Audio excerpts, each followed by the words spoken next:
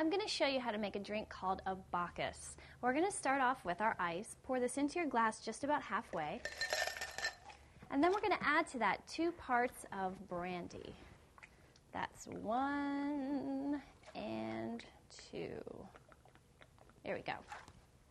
Next, we're going to put in 1 part of apricot-flavored brandy, just like so. And then we're going to top this off with a couple squeezes of lime juice. Now, you can use fresh lime if you like, but if you're having a cocktail party, I recommend you invest in one of these because it's going to make your night a lot more fun. You won't be cutting and squeezing limes all night long. Okay, give it a good shake. And then we're going to pour this into a rocks glass, just like so. All right.